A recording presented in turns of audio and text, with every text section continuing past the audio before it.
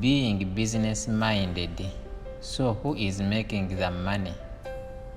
A friend of mine in South Africa wanted me to join him in acquiring a business called a feeding lot. Something he said intrigued me. They have 50,000 cattle on one farm. Did you say 50,000 cattle? Wow, I've never seen that many cattle in one place. I have to see this, I exclaimed with excitement. Having walked around the farm and seeing all these cattle feeding in one place was pretty cool for a city slicker like me. It would be great to have the bragging rights of saying I have 50,000 cattle. I could just see how they would react back in my village in Zimbabwe. But before I got carried away, I had to look at the numbers. And when I look at numbers, I look at numbers. How do they make money and how much? Let me get this. I asked the managing director of the operation. You buy the cattle from other farmers and then you feed them. Then you sell them to the guy who slaughters them and he sells them to the supermarkets. Yes, interesting. So who makes the money? It's an industry. Tell me about this industry. I want to know everything about it. The management were professional and passionate about their business. It was clear they had been in it all their lives. Most of them had specialist agriculture degrees and MBAs. The more they spoke, the more I realized how sophisticated it all was. There is a science to everything. Now the guy was talking about the type of cattle they use, how they get the cattle to put on weight quickly, disease control, competitors from Brazil. Wow, they do that? Yes, I see.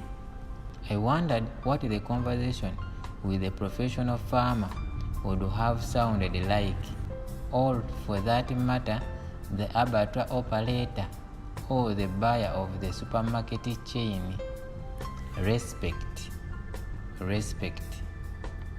Being business-minded requires you to always approach things with humility and respect.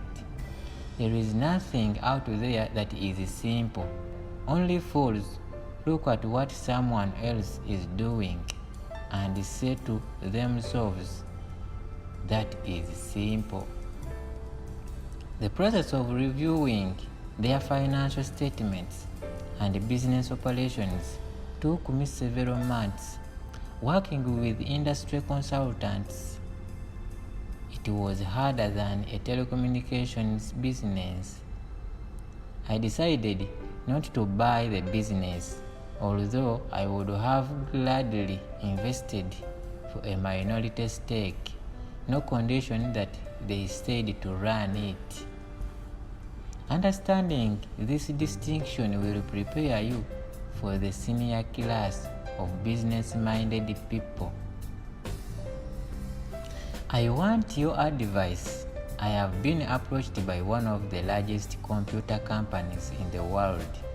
They wanted me to be their partner. It's a great opportunity for me. Those guys are a global player.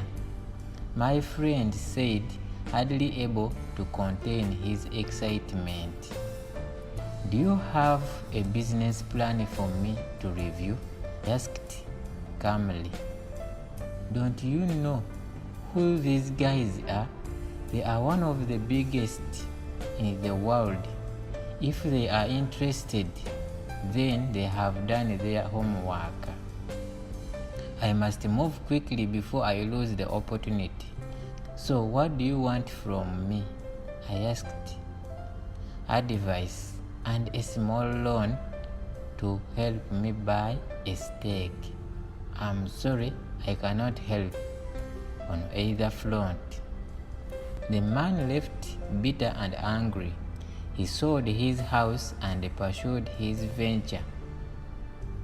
Not long after, it went sour and the big company never invested, but he lost all he had pursuing this pipe dream. I know so many people who have failed in this way. There were two reasons I did not want to help the guy with computer venture. One, he wanted advice, but he had already made up his mind. Many people ask for advice on decisions they have already made. I do not advise such people.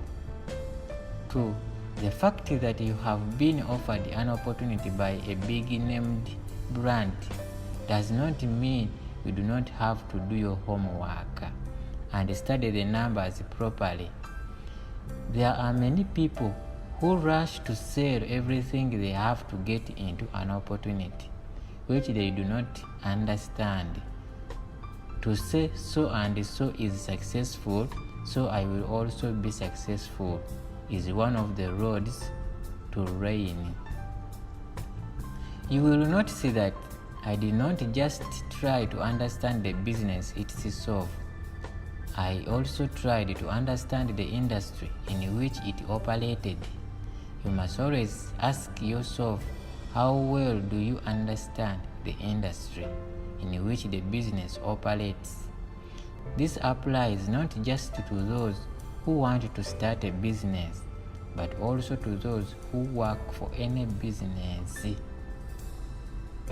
Being business-minded requires you to always approach things with humility and respect. Dr. Strive Masiwa.